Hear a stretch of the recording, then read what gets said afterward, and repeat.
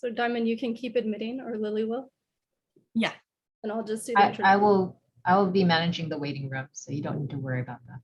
Okay, thank you, Lily. You're welcome. Awesome. Aloha and welcome to the dissertation defense of Diamond Tachera, with whom I have had the pleasure of working with since near the end of her undergraduate studies. Is that like 7 years or so, Diamond?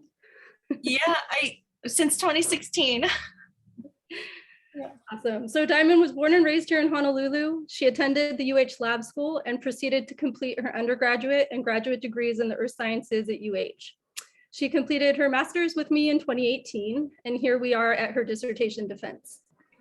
Diamond already has a very successful research career. She has 2 first authored publications with another 2 about ready for submission. She's received 8 scholarly awards, including a UCAR Next Generation Diversity and Inclusion Fellowship, which supported some of her graduate research. And she has been awarded 3 postdoctoral fellowships. She's waiting to hear back on a 4th before deciding which one she will accept. It's good to have options. Diamond also played an admirable leadership role at UH in her founding of the Hulia Mahi Justice, Equity, Diversity, and Inclusion, or JEDI group, and in numerous mentoring roles that she's taken on. Lastly, for me, I've much admired Diamond's ability to care for the communities within which she conducts her research. I witnessed this at first during her master's work, and then especially during her PhD, when I, for better or worse, was distracted with things like having babies and tenure and promotion. So Diamond, I'm sorry that I wasn't able to be your field partner, but I'm glad you had great women such as Kiana, Brittany, and Sherry by your side. And congrats on all of your successes, just a small fraction of which you will convey here. So today, Diamond will present her dissertation research entitled A Hydrogeochemical Examination of West Hawaii's Water Cycle, and a few housekeeping items before she gets started. As you can tell, this will be recorded. Please mute and turn off your video during the presentation so the PowerPoint will proceed smoothly. And after the presentation, we'll take 15 or so minutes of questions from the general audience. Please use your raise hand button and wait to be acknowledged before asking your question. And then once the public questions have ended, the committee and Diamond will meet independently. So please, other participants, click leave meeting when we wrap. I'll hand it off to Diamond.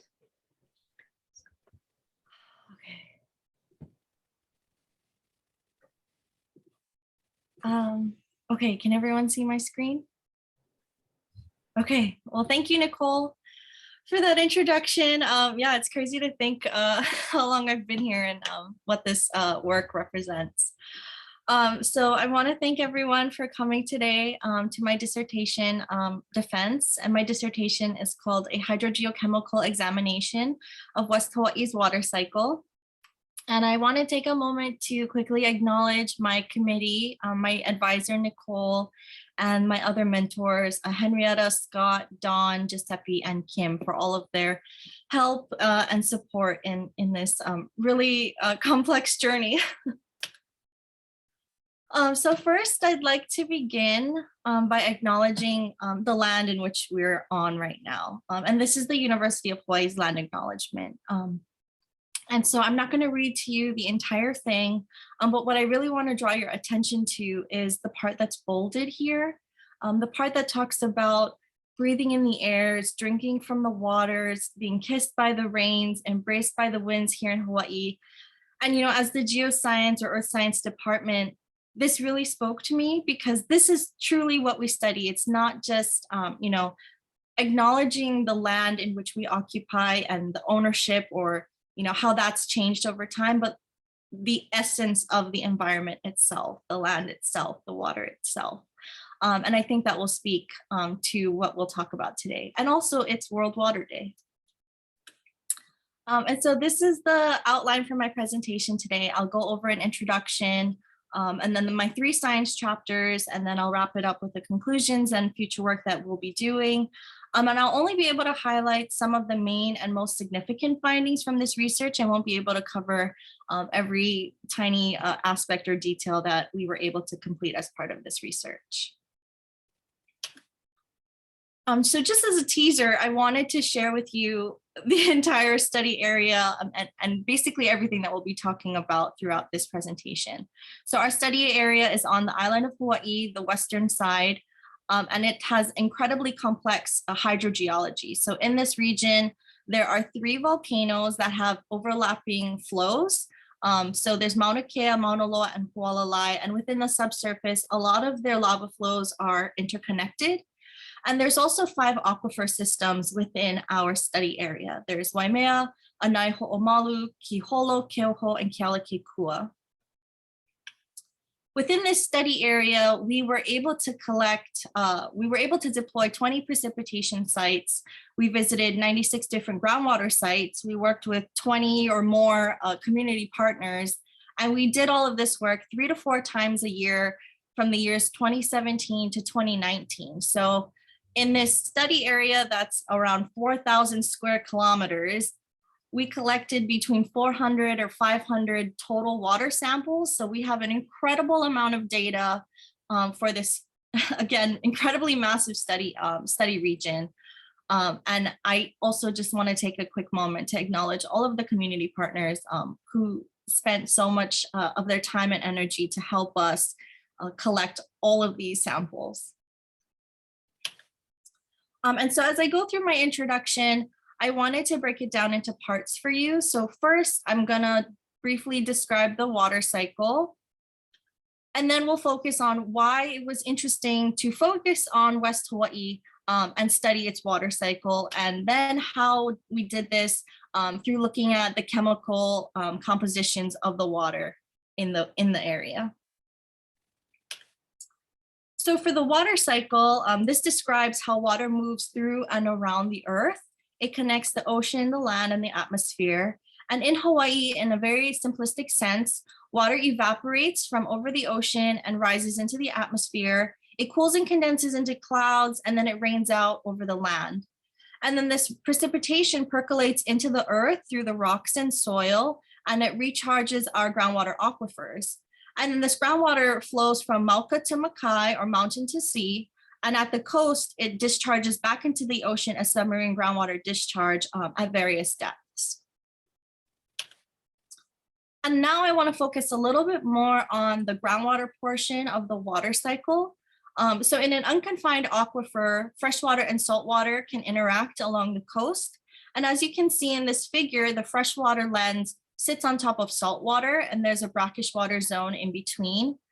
And due to the density difference between fresh and salt water, the Geibin-Herzberg principle says that for every foot of water above sea level, there's approximately 40 feet of water below sea level in the freshwater lens. And as we've seen in recent months on Oahu, it's really important to understand where our water comes from and how it's flowing within the subsurface. And it's also really important to understand how our human activities affect the quality and quantity of ground and surface water, especially when that water is discharging along the coast.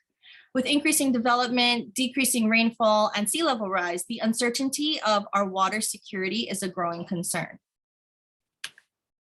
And so focusing right now on some of the climate, because we'll be talking a lot about precipitation, I want to draw your attention to the trade winds. And we frequently hear about this on the news about how trade winds bring moisture to our islands. So they flow from east to west, and they typically bring this moisture to the windward sides. And on Hawaii Island, the large volcanoes of Mauna Kea and Mauna Loa prevent this moisture from reaching the leeward side. So the leeward side is incredibly dry compared to its counterpart on the windward side. Our study area experiences a diverse range of climates. As you can see here, airflow travels from the eastern side around the southern tip and back up the western slopes of Mauna Loa, causing this persistent band of clouds and rain around the Kona Coffee Belt almost daily. And then afternoon sea breezes also can enhance this cloud belt. And West Hawaii experiences more intense rain events during the summer months, which is actually in contrast with the rest of the state, which experiences the most rain in the winter months. And on Hawaii Island, there's a trade wind inversion at around 2,000 meters elevation, and precipitation decreases steeply with elevation above this trade wind inversion, and that results in a dry environment for the summit regions. And these summit regions typically receive rainfall from large storm events. And then during our study period, we also had 2 unexpected events. The first was the Kilauea Lower East Rift Zone eruption, which started in May of 2018. And then during that eruption, we also had Hurricane Lane come through our state in August of 2018. So since we were sampling already during this time period, we were able to characterize impacts from these two unexpected extreme weather events on the precipitation chemistry. And so now going into why West Hawaii was such an interesting place to study.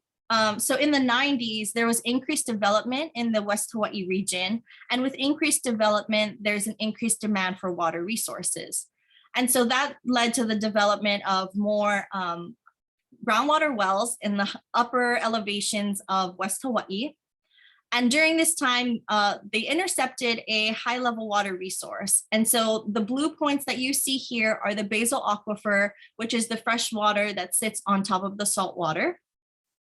And you can see that this high level water has incredible variation in the water table heights, some areas reaching up to 500 meters above sea level. And between the basal and high level waters, in some locations, there's only like 3 kilometers between these two different water sources. So it's a really short distance, but a really drastic change in water level.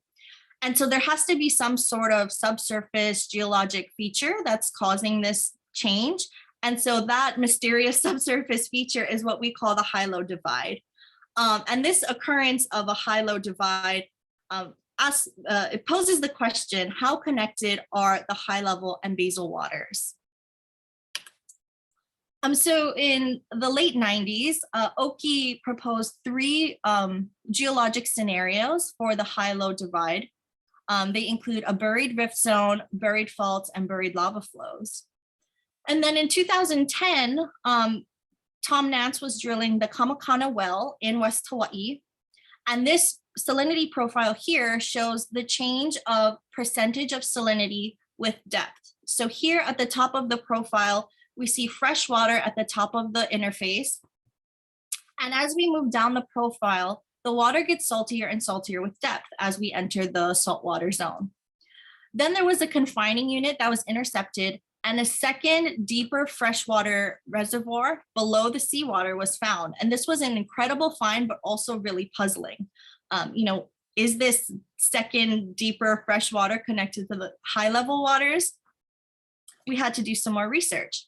But one thing that it did highlight to us is that from the 3 conceptual models proposed by Oki, buried faults or buried lava flows might make the most sense. And so in the last few years, a geophysical study was done along the coast and offshore of Hualalai volcano. And this study also found confined water with depth. So building upon the conceptual models from Oki 1999 and the results from the Kamakana well in 2010, the authors of this study developed a new conceptual model for West Hawaii. So low permeability ash and soil layers act as confining formations, and that traps freshwater below the confining units, but allows freshwater to flow through permeable fractured basalts and also interact with seawater saturated basalts below. So as you can see, the hydrogeology in West Hawaii is super complex, and there are still some questions that we have to answer. So for my dissertation, through the IKEY project, we had 3 main goals for our research, and that was to address the source, flow, and degree of connectivity of water. So when we talk about source, we're asking the question, where does the rainfall enter the groundwater aquifer system as the source of recharge? And how does that rainfall flow from Mauka to Makai in the water system? And then in the subsurface, how connected are the groundwater aquifer systems? And so that's why we had to cover such a wide spatial distribution for all of our sites. And so now focusing on the hydrogeochemical analyses that we've done, I'm going to talk a little bit about stable isotopes of water here. So stable isotopes of water have been used in many groundwater studies around the world because it serves as a great naturally occurring geochemical tracer. It's assumed that the isotopic composition doesn't change as water infiltrates to the water table. And this method of groundwater analysis looks at the ratios of each element's isotopes relative to each other.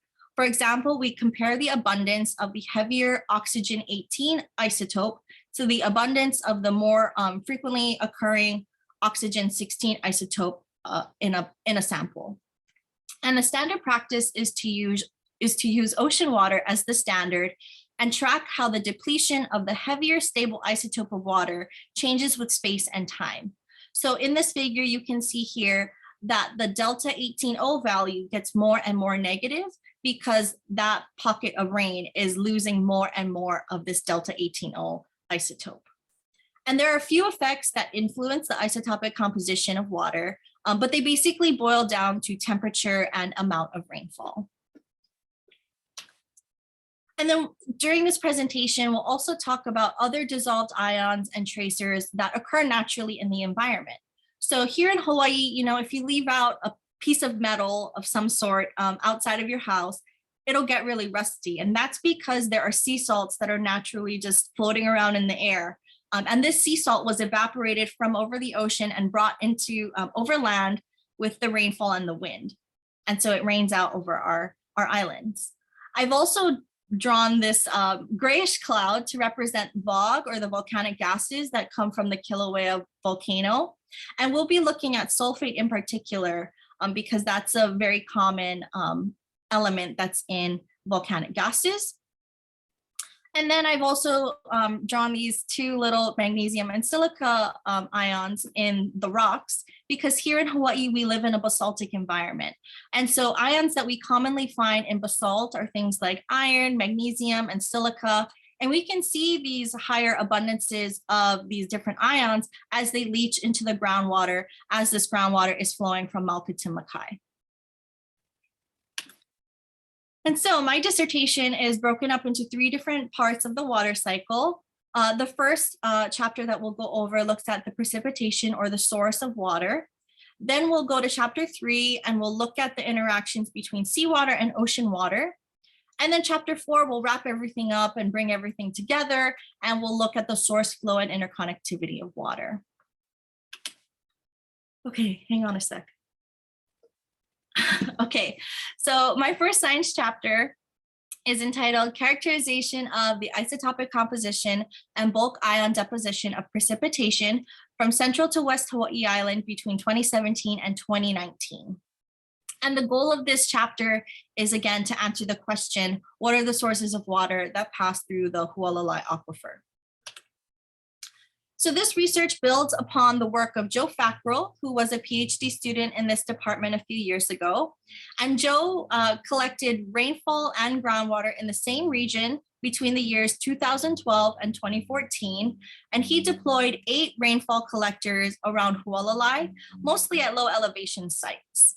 And there's a lot going on in this figure right here. But for now, the main takeaway is that these light and dark blue lines go up towards the slope of Mauna Kea and Mauna Loa, some even passing through Hualalai.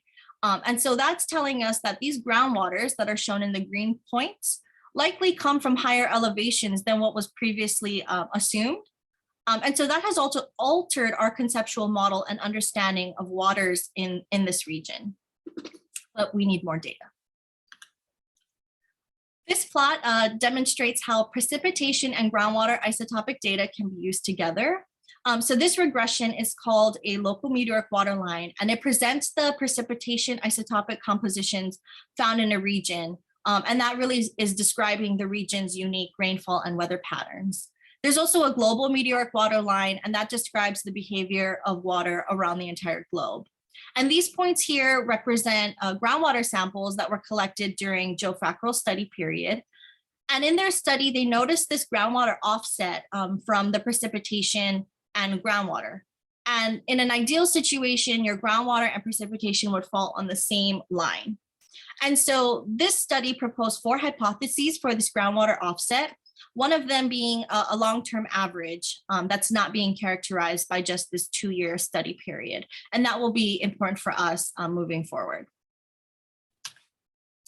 So in our study, we deployed 20 rain collectors of 2 different styles, and we covered a wide spatial distribution and a wide range of elevations. We were able to replicate 5 of the sites that Joe Fackrell used. 3 of them were direct replicates, and 2 of them were replicated to within 2 kilometers and 100 meters elevation. And again, this was collected between the year 2017 and 2019. And again, during our study period, there was also the Kilauea Lower East Rift Zone eruption. And we'll talk about some of the impacts on the precipitation chemistry towards the end of this chapter. So this figure that's here in the upper left corner is the same one that I showed you previously to demonstrate this groundwater offset. The black points and the black line are the data from Joe Fackrell's study, and that's the period 2012 to 2014. The red points and the red line here are for our data from the years 2017 to 2019. I've also plotted in white triangles the groundwater data from Joe Fackrell's study. And you can see that there is still a discrepancy in our data set from the groundwaters, but in the opposite way from Joe Fackrell's data set. And so when I noticed this, I said, Diamond, maybe you should calculate a combined volume weighted average. And so that's what I did. And you can see that here as the white circles. And so this shows us that a combined volume weighted average better characterizes the groundwater. And that was really interesting to us. So I had to think a little bit more critically about this. In 2012 to 2014, Joe Fackrell's sampling period was relatively neutral. However, during our study period, there was both a La Nina and an El Nino.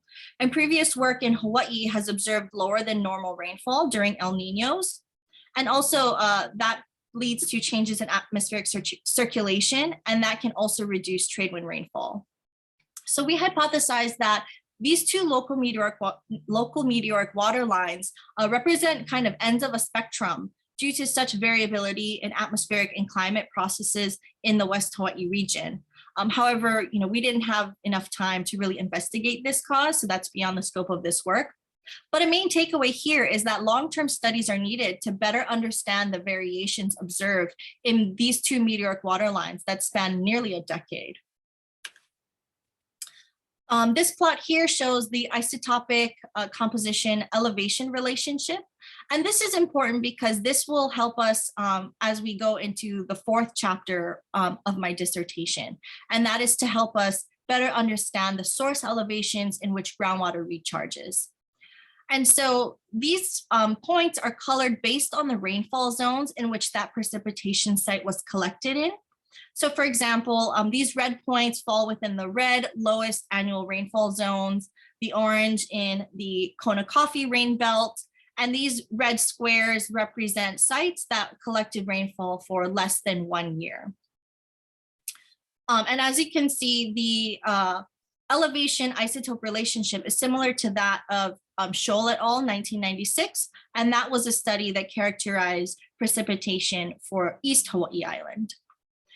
And below 1,000 meters elevation, there doesn't appear to be a strong relationship between isotopic composition and elevation. And previous studies in Hawaii, such as Doris et al. 2020 and Booth et al. 2021, they determined that elevation effects were difficult to observe below the inversion layer.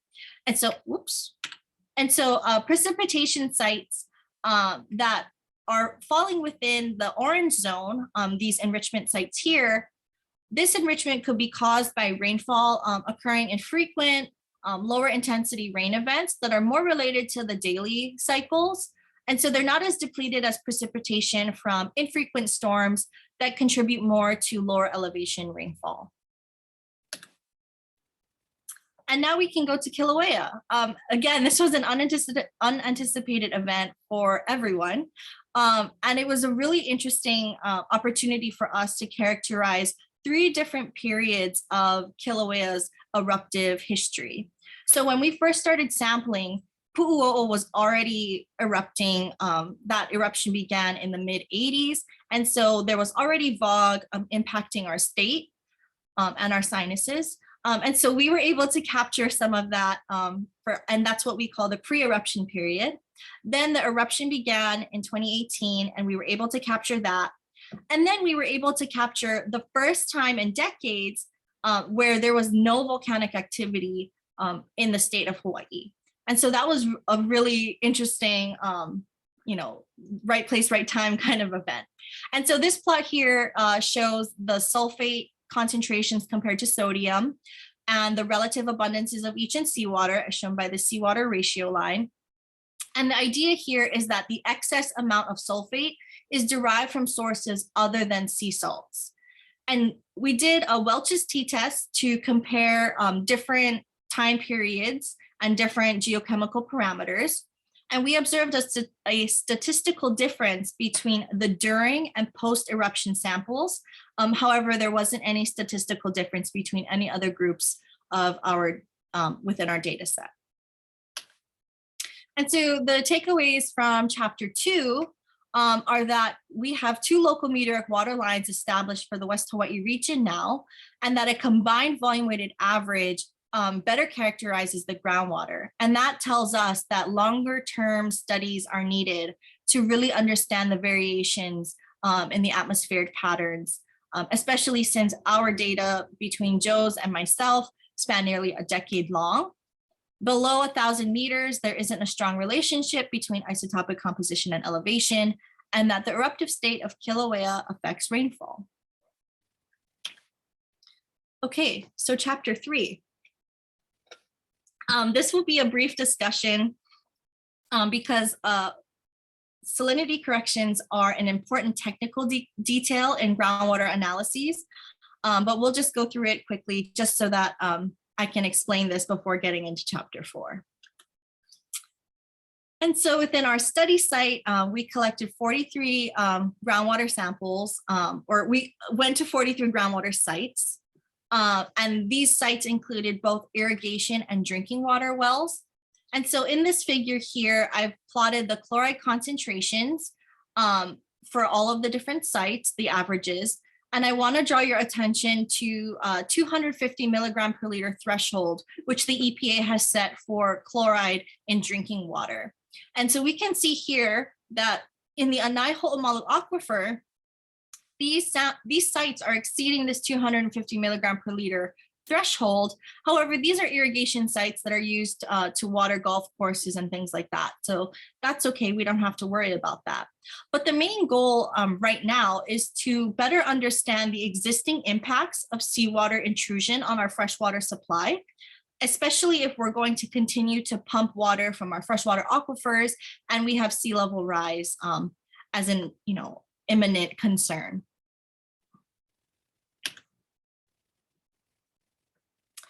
And so this is what is called the Piper diagram, and it shows the relative abundances of dissolved ions within samples. And I'm going to focus on this triangle region here. And I'm not going to explain the point, or I'm not going to go in depth about how to really analyze water samples here. I just want to draw your attention to how the water samples are grouping together.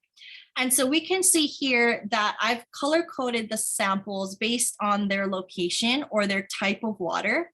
So for example, the high level waters are shown here in blue, and they group together nicely on a Piper diagram. The coastal samples that were taken from the entire study region, both northern and southern parts of our West Hawaii study region, plot together, and that is because of the excessive amount of chloride in these samples. And then also the wells that are located along the rift zone plot together or group together in a Piper diagram. And so we can see that there is a spatial dependence for the chemistry that we observe in the groundwater samples. And so now moving into what and why are salinity corrections. It's a commonly used technique in groundwater studies. And the main goal really is to separate out the ocean water fraction and the freshwater fraction in a water sample.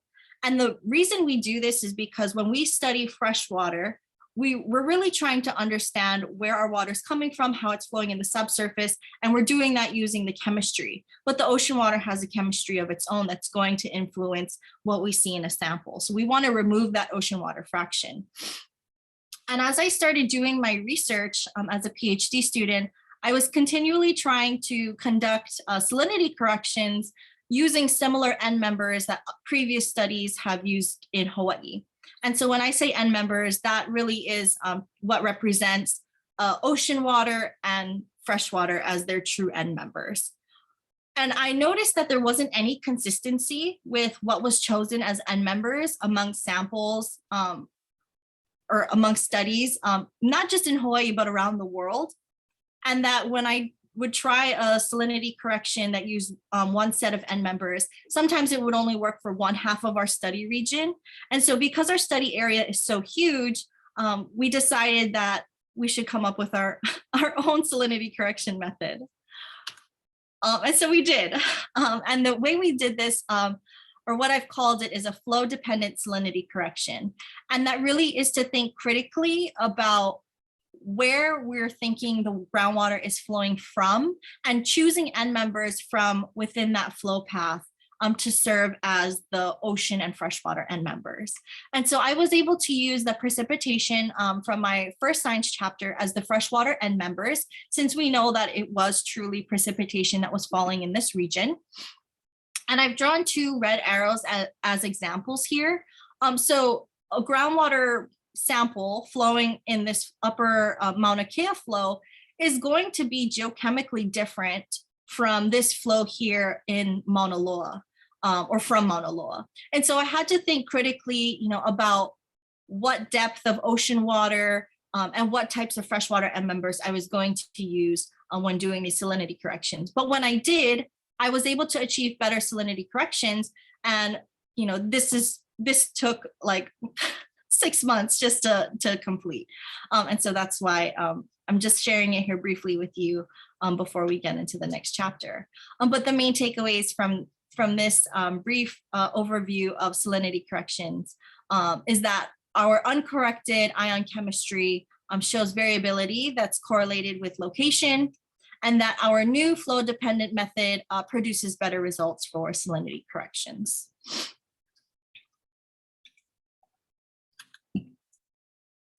Okay, so the last science chapter is entitled Identifying Groundwater Source, Flow, and Interconnectivity in West Hawaii. And this really is the culmination of my entire dissertation because it brings together all of the different samples that we've collected over the last couple of years. And so now we're going to look at 96 different groundwater sites and looking specifically at the salinity corrected data. And again, I just want to point out the complex hydrogeology of West Hawaii with the 3 overlapping volcanoes, incredible range of elevations. I've also plotted here the summit elevations for the 3 different volcanoes. And then again, the aquifer designations that were made by the State of Hawaii Water Commission. And I want to point out that these aquifers are designated specifically for management purposes. They're not to represent what is occurring in the subsurface. And so this plot here shows the data set that I've collected as well as previous research in this region, which also spanned nearly a decade long. And the main point I want to make here, you don't have to look specifically at what study a sample came from or what aquifer the site resides in, but more so that all of this groundwater data plots between the 2 local meteoric water lines that Joe Fackrell and I established for the West Hawaii region. And so again, speaking to our previous discussion in chapter 2, that this really shows us that our 2 local meteoric water lines might be ends of a spectrum that are able to characterize all of the rainfall with the groundwater being the average. We also see this slight deviation towards the more isotopically depleted end of the plot. And that might be due to possible recharge coming down from Kohala. And we'll talk about that in a little bit. So all of the data that I just showed you on the previous slide is now plotted here on a map. And you can see that there is an incredible spatial variability within our study region. And so what I've done is I've plotted every site based on the elevation range calculated from chapter 2. So for example, in the Hoʻomalu aquifer, these white points represent isotopic compositions that recharge elevations correspond to 3,000 to 4,000 meters above sea level. And so we can see that there's this incredible spatial variability, and we'll be focusing a little bit more onto a few of these different regions, and using both the isotopic compositions and dissolved ion concentrations. And we'll be looking at two different groundwater flow scenarios that we've identified. One is an isolated Mauka to Makai flow scenario here in the Hualalai aquifer system, and then another where we see mixing across different aquifers.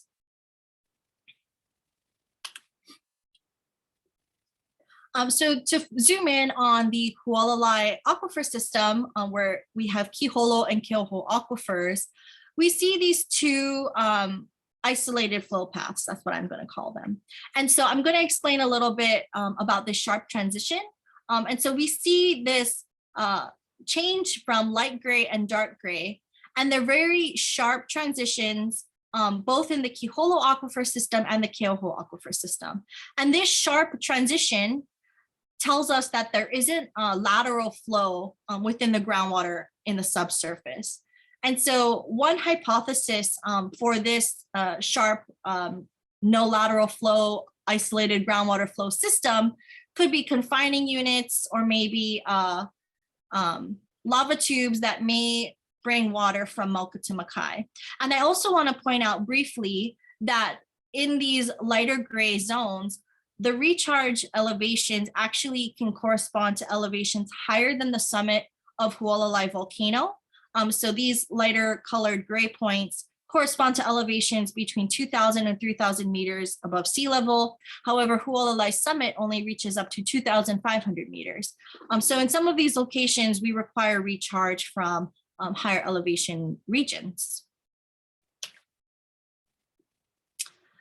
The other scenario is groundwater mixing. And so here I want to draw your attention to this gradient in the isotopic compositions that we see. And this goes, this area, the groundwater samples move from less depleted to more isotopically depleted from north to south. And so we can see that this is the same Hoʻomalu region that I talked about briefly when I introduced the study region, and that recharge requires elevations between 3,000 to 4,000 meters above sea level. And so in this Waimea Hoʻomalu Kiholo area, we're seeing this nice mixing of waters from Mauna Kea and Kohala mixing together in the subsurface.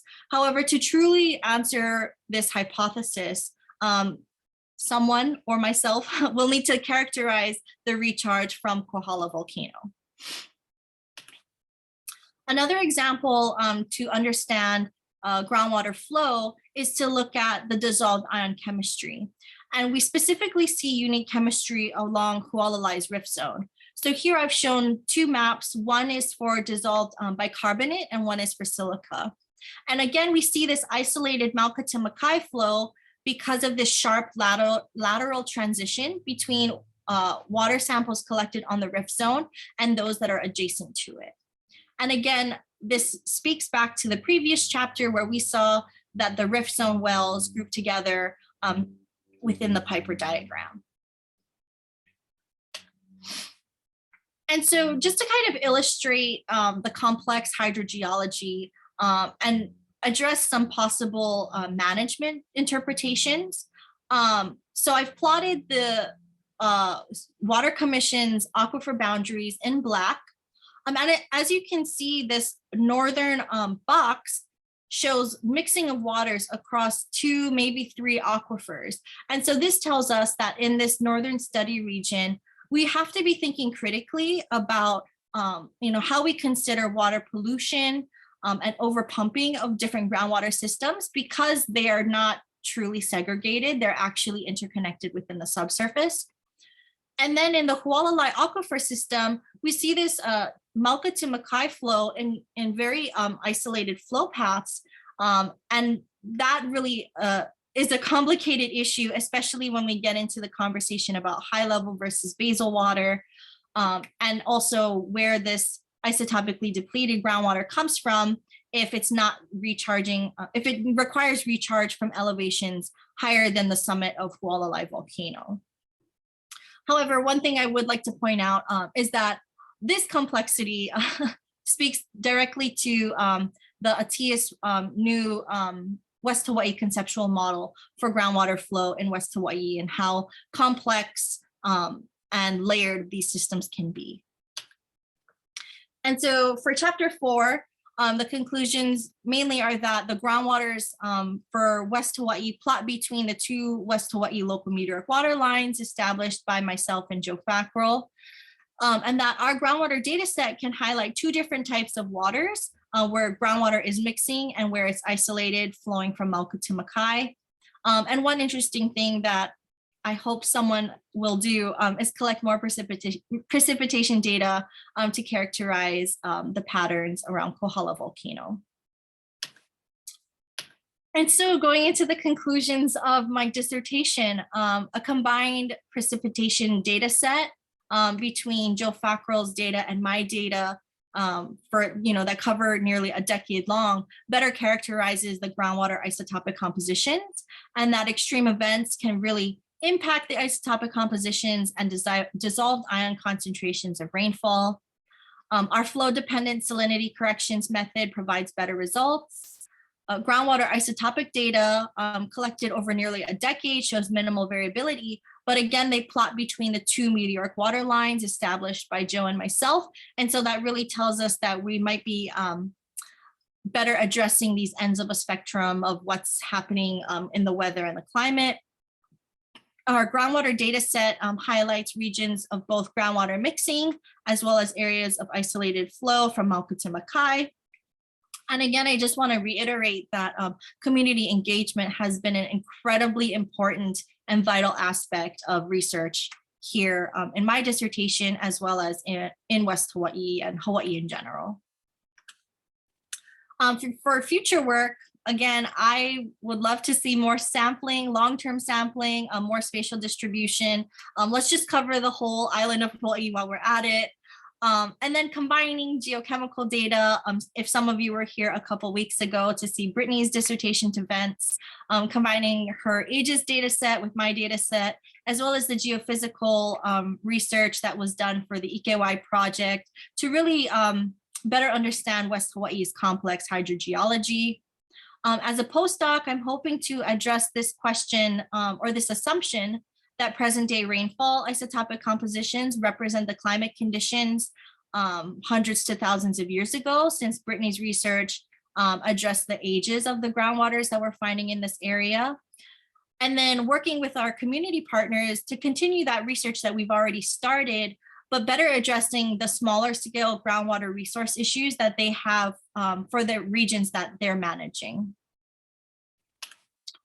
I want to acknowledge all of the different fundings and opportunities that I've had as a student here.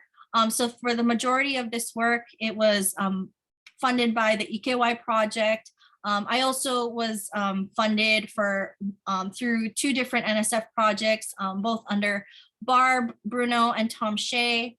I also was able to serve as a mentor for the RU program for our department a few times. And I was also a mentor and a mentee in the SOAS Smiley Mentoring Bridge. I also received some additional support from Geoscience Alliance to write some of my publications. And I am very grateful for the opportunity to serve as a TA for our department when I TA'd for mineralogy. And then the fun part, all of the acknowledgements. I'm really, truly so grateful for all of the help from the West Hawaii community. I cannot explain how much time, energy, mana'o, and love that these folks have shared with us. And I'm so grateful, for their welcoming and open arms. And also, like sharing their families and babies with us is some of the most fun I've had in the last couple of years. And then, you know, I've been in this department since 2012, I think. So I've been in this department for almost 10 years, and I really want to thank all of the faculty who have taught me about rocks and water and everything in between, and all of the friends that I've made, all of the mentors who have helped me get to this point, my advisor, Nicole, who saw me through a master's as well. And one interesting thing I'd like to point out that I don't think people talk about often is, as a student, I get to go to conferences and meet people who are like my heroes. So I got to meet Martha Scholl, who was one of the first groups of people to collect precipitation isotopic data in the Hawaiʻi area. And then, of course, I have to thank my mom and my dad and my best office mate, Bodhi. And I really want to thank all of the people and the places who made me who I am today. And so this is a view of Kohelepelepe, which is Coco Crater. And that was my view every morning that I would wake up and go to school. So with that, I'll take any of your questions. And again, thank you all for being here and for supporting me.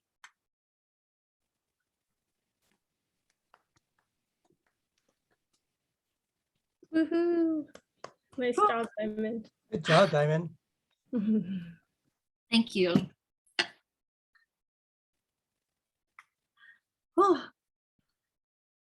Is there any questions? I can't really see what's going on. Yeah, two questions in the chat. And then I suppose we're supposed to raise hands. So I'll try to look through the chat, and if you want to maybe look at the gallery. Okay, Steve, I see you have two questions. I missed you, Steve. Well, hi, Diamond. Yeah, I figured I had to try to come up with two for you as a traditional send-off. So here they are. One of your slides, you showed a line. It was one of those local groundwater chemistry trend lines from Joe Fackrell. And then you said there was an offset on it, and I didn't catch the slide number. Yeah, right there. And what struck me is, even if we can get it back up, yeah, even though the data points are off that West Hawaii line, it sure looked like they all fell on another line. And I was wondering where your line plots on that, and could that offset just be because explained by just having a broader data set which you've accumulated in the course of your study? Yeah, so the results that are in that groundwater offset figure are the same as these black points in this black line. Yep. And then my data, just solely my own data, is the red points and the red line. And then for the 5 sites where I was able to replicate Joe's original sites, I calculated a combined average between our 2 study periods, and those are shown as the white circles. So for our data set and Joe's data set, there's like this distinct difference in the local meteoric water lines. But when I calculated that average actually better represents the groundwater, which also plots between both of our local meteoric water lines. Okay, if you plotted the equivalent of your red line in that upper left-hand plot, would it go through the dots? No, it would plot to the right Okay. of the points. Yeah. Okay, all right. So that was the first one. The second question, you mentioned at one point that you've got evidence of very little lateral flow, and you said it was potentially due to confining units. And I wanted you to elaborate on that, because the confining units that you mentioned seem like they were lava flows or soils, and I couldn't see how having a lava flow or a soil that developed on a lava flow, how that would prevent lateral groundwater flow. Yeah, I'm not sure if I said lava flow or lava tube, but I definitely meant lava tube. Okay. And so this, so what we see here is that sharp transition between the darker gray and the lighter gray colors. And so one thing that Nicola and I were talking about yesterday actually is that we don't actually, I'm not positive that it is, that this represents no lateral flow. It could also be that, based on Don Thomas and Eric Atias's new conceptual model, we might be just intercepting a different layer within, how there's like multiple layers of groundwater flow in those models. So these samples could actually be addressing that part of their conceptual model, but it's a really, really complicated, like West Hawaii is just all over the place.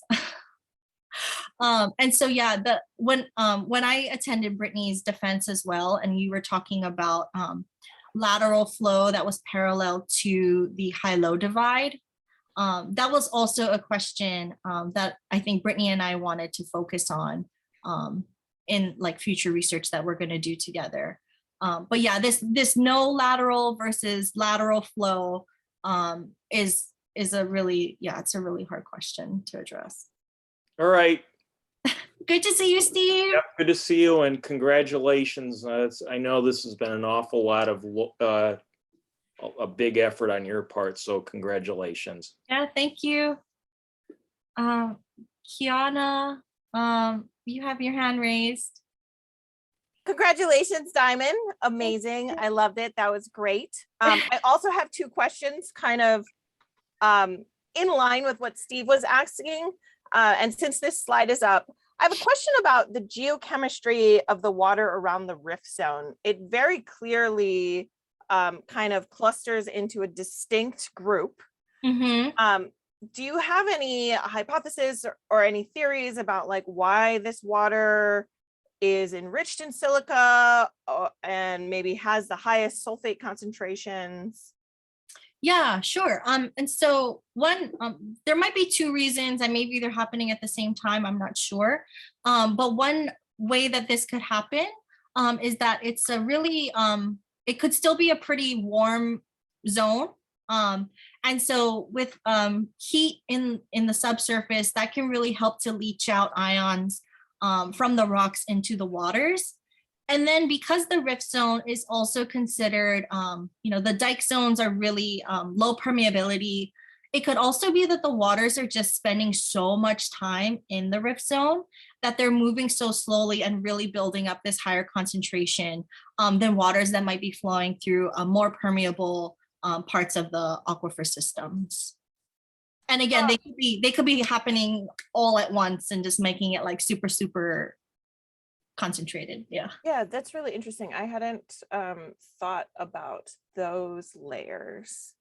And so kind of like following up on that with my second question, that might be totally different, but in your Kilauea kind of pre and post eruption, you also see these changes in sulfate concentrations throughout the rain. And then with Fackrell and your data, you also see this variation across time. And so I know you didn't measure recharge, but I'm curious of like, do you see these meteoric impact signals in the groundwater, and like how long might that take before you actually see that? Yeah, so that's actually a really interesting question. And I think one of the research projects that really addresses that is with Henrietta and Tristan and Catherine Hudson's research. And so looking at the submarine groundwater discharge in Kiholo in the Kiholo Bay, some of that water, English. So when there would be intense rain events locally around Kiholo, there wasn't a signal really in the water that was flowing out as submarine groundwater discharge immediately. In the long term, there might be a signal maybe on the order of weeks or months, but that might not necessarily result in the geochemical data. That could just be in the volume. But there is a publication that I think it either came out this year or the end of last year, where Tristan McKenzie is the first author. I think it's in Nature or PLOS ONE. And that will also kind of address that question that you asked. Awesome. Thank you, Diamond. Congratulations. Thank you. Dr. Martinez.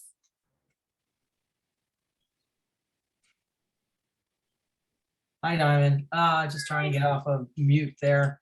Congratulations, up here. I'm from Colorado. I know that at some level, this isn't part of what your presentation is in the formal and in the chapters. You mentioned it, and I want to give a certain nod to this, and that a lot of this work was done with and amongst your community and your community members. So I guess even if it's just a teaser of sorts, in some ways to kind of give homage and honor to them, what would you at least offer them as to what it meant to do this research for them and what we learned for them? Does that make sense? Yeah. Oh, you just trying to make me cry. It really means so much to me that I got to stay in Hawaii, first of all, to do this, my PhD research. And for the West Hawaii community to really open their arms to a student who isn't even from the West Hawaii region. You know, I may be from Hawaii, but I am not from the West Hawaii Island region specifically. So they really had no reason to trust me or have faith in me to do this research ethically. One thing that is critical for me as a student was having mentors like Kiana and Greg Chun, who were really able to help me network with the community and really share my personal purpose for doing this research. And that's really that I, as a student, I just really care about Hawaii. Like I mean, of course I never want to leave because it's a beautiful place, but I care so much about our people and this land and this water. And so it really, like, I don't even think there are words enough to really describe how grateful I am for this incredible long-term opportunity, and also to continue working with them through my postdocs that I'll hopefully start soon. Thank you. I just wanted to make sure we got that in there a little bit more. Yeah, thank you for that question. There was a question in the chat from Eileen Shea. Does she want to ask it, or I can ask it for her? What was your most unexpected or surprising find? Oh yeah, hi Eileen. There's a lot of those. There were a lot of moments that I really second guessed myself in this research. And the first one was really when I looked at the precipitation, and I really had a moment of like, oh my God, I really messed up on my data analysis because I saw the exact opposite problem that the previous study had seen. And so I spent like probably an entire month like second guessing myself, but really coming to the final conclusion that like, no, there actually really is some really interesting patterns that we're observing, and that like this isn't wrong. And it was actually once I I started putting all of our data together that I really kind of made that realization. And then looking at the groundwater samples, looking at these different patterns within the groundwater flow, and then just over the last couple of years, how more and more water quality and quantity issues have been coming up. Maybe that's not an unexpected finding, but really unexpected to realize that we might need to be thinking a little bit more critically about how we think about water flowing. And not to say that it's being done in a wrong way, but just that doing this groundwater analysis or groundwater management scenarios that are based in data, I think would be really valuable for our state. Great, thank you, and congratulations again. It's what you just described points to some really good opportunities for communities, policy officials, and scientists to be working together to address some of those interesting findings. Thank you. Thank you, Eileen. Aurora. Thanks. I think Barb had a question in the chat. I can go after her. Oh, okay. Oh, Barb. Yeah. Barb, do you want to ask it? I'm trying to find it. Yeah, sure. First, congratulations, Diamond. Really exciting. You did a tremendous amount of work. It's great to hear, hear it all together after hearing bits and pieces of it over the years. Yeah. And I'm super excited to hear about the future work you were talking about and these 3 potential postdocs. I only knew about one. Could you talk a little bit more about your postdoc opportunities and the different opportunities they would allow you to explore this future work?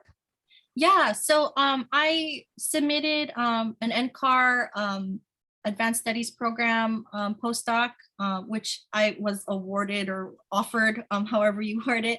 And in that postdoc application, I really want to address this question here that came from our research, like the entirety of our research, and including Brittany's, that, you know, we're using present day rainfall isotopic compositions to represent climate conditions that may have happened hundreds to thousands of years ago, right? Like Brittany found groundwater ages that were on the order of hundreds to thousands of years.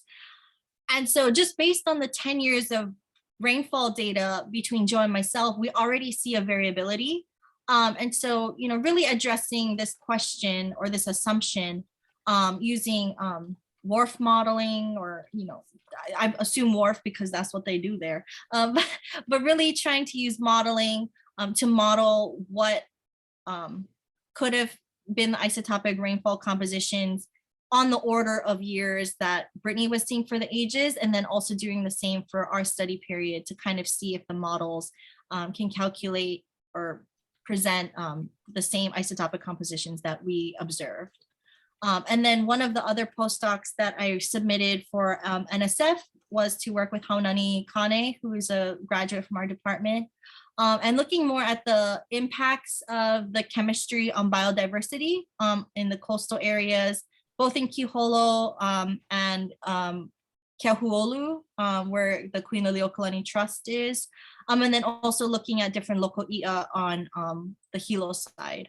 And so using the data that we already have from already existing data sets, both from my research and previous research, and looking at how those impact the biodiversity in those regions. And that's all. Thanks, Diamond. Yeah, thanks, Barb. Okay, I can go now. Yes, yes. Thanks, Diamond. Awesome to hear about, yeah, your work, given like, yeah, where we were, or when I first met you many years ago. Yeah. Yeah, I've been puzzling over your hualalai data, and I was wondering, do you have end members like of snow or permafrost from Mauna Loa? Because that would have like a much different signal. Yeah, I don't actually have any for Mauna Loa. I was not really willing to make the hike up to Mauna Loa summit 3 to 4 times a year. But that would be, I think, a really interesting thing to integrate, as well as looking at the snow and permafrost on Mauna Kea too. Or what's left of it, right? Yeah. And then remind me again, what was your sampling interval for precipitation? We were trying to sample every like 3 to 4 months. So basically 3 to 4 times a year. Yeah. Yeah, sometimes it wouldn't perfectly align, you know, with like 4 times a year. I really tried to go when there was like spring break or whatever, but. Sure. So one of the things that occurs to me is you're looking and making conjectures on elevation of recharge. But when for Mauna Loa and Hualalai especially, you're going to have a lot of that contribution is from cloud water interception, and fog compared to rainfall at a given location is going to be more enriched than the heavy isotopes. The other thing is with that larger interval, you might be smearing some of your signal and missing kind of the really depleted events. So so just thinking about how you might, I don't know if your paper's in submission or what there, but thinking about how you address maybe a reviewer comment about sort of separate, you know, considering the event contributions and not just elevation would be important, because we know recharge, I think it was from Doris et al., right, you know, happens in these larger events, and that's consistent with what we know from other fields of hydrology. So Yeah. yeah. Definitely. The cloud water interception question is, that's a really hard one.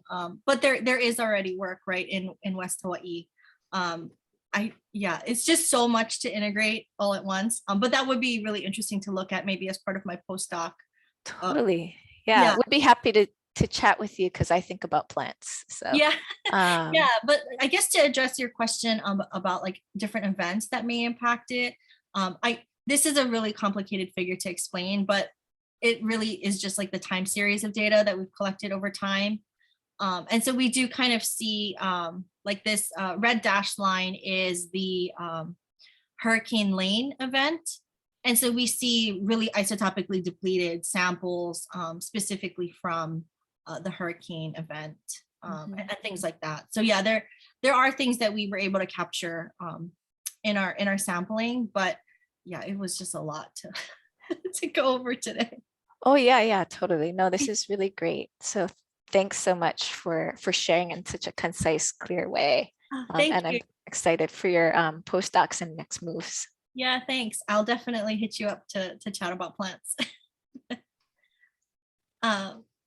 Brian. Hi, Shannon. Hi, Brian. To answer, I guess, one of Aurora's questions, if there's any isotopic data on snow from Mauna Kea. When I moved into my lab, there was a 20-gallon glass carboy with sealed with wax, and it had marked with a magic marker MK snow, and it's pretty close, but maybe a little bit lower than your event precipitation in the greater than 2,000 meter samples. But yeah, I guess my question really is what, and Aurora, if you're interested in those values, I can send them to you for the snow, if it is indeed snow, or used to be. The event sampling, Giuseppe, myself, and others have been collecting samples weekly and even event samples.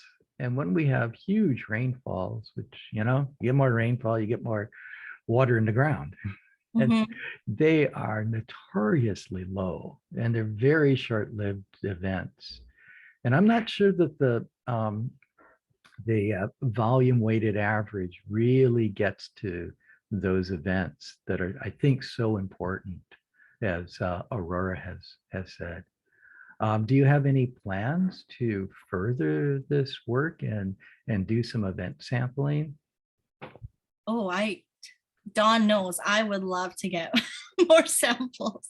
But I guess one thing that Dawn and I have really talked about before was looking a little bit more critically at, I think it was also with Bob Whittier, looking at how these larger storm events, their ability to produce groundwater recharge really differ from these shorter lived events where a lot of that water might just be evaporated back up from the ground surface.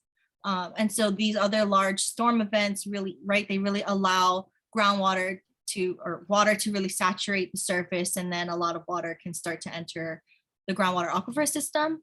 And so that actually would be really interesting maybe to model somehow at first. But yes, to answer your question about getting more samples, Nicole and Don and everybody, they all know Diamond had a hard time stopping her sampling.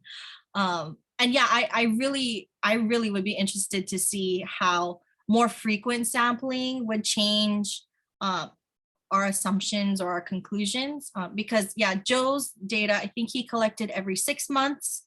And so I narrowed that down to every 3 months.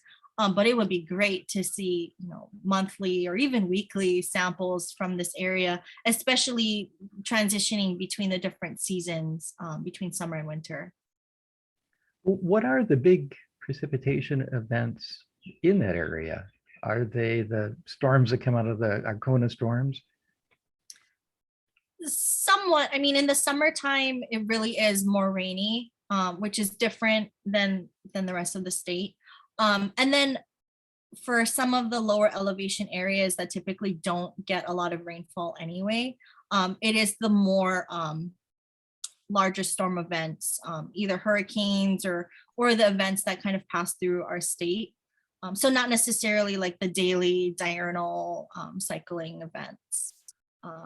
Yeah, more so the larger scale events that we might see. Cool, thanks, Brian. Were there any other questions in the chat?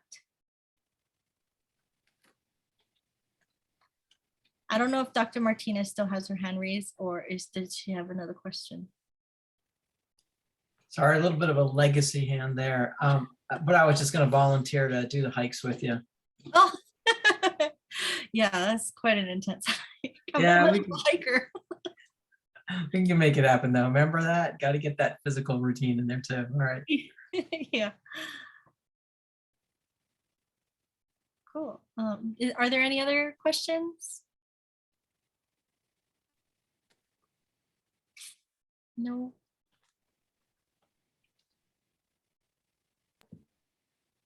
Oh, Nicole, I don't know if you're talking, but you're on mute. Yeah, I forgot I put myself on mute. Well, I don't see any other questions in the chat or hands raised. You too, Diamond? Yeah, I just went scrolling through. I think we're good.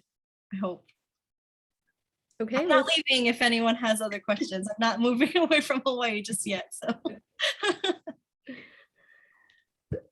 Thanks all for participating. I'm sure Diamond echoes that. I'll send an email, but we're likely to have a reception probably about 4 o'clock or about there outside MSB with some food and drinks. So please join if you're on campus and you can. Again, I'll send an email because I'm not sure how long the next phase of this dissertation defense is going to go, but I'm thinking roughly around 4. You want the last word, Diamond? sure. Thanks everyone for coming. I'm just really grateful to see all your faces and from the decade of being in school, decade plus. I don't know. Let's not talk about that. But great to see you all. Thank you for coming. I'm sending virtual hugs. Great job, Diamond. Thanks, Emily. Bye, Diamond. Great job. Thanks, Tim. Great job, Diamond. Congratu- Congratulations. Congratulations, Diamond. Thank you. I can't tell who's talking anymore. Great job, Diamond. Congrats. Thanks, Daniel. It's good to see you. It's good to see you too. Great job, Diamond. Awesome work. Thank you. I see the green square. I miss you. Come to Hawaii again. Great job, Diamond. I'm so proud of you. Thank you. I have to send your box. I'll remember. Don't worry, I'll send one back to you. I'm gonna give you some mochiko chicken for mochiko for your parents to make mochiko chicken. Oh, yes, please. I'll send you a bunch of Trader Joe's. Also, love you, Diamond.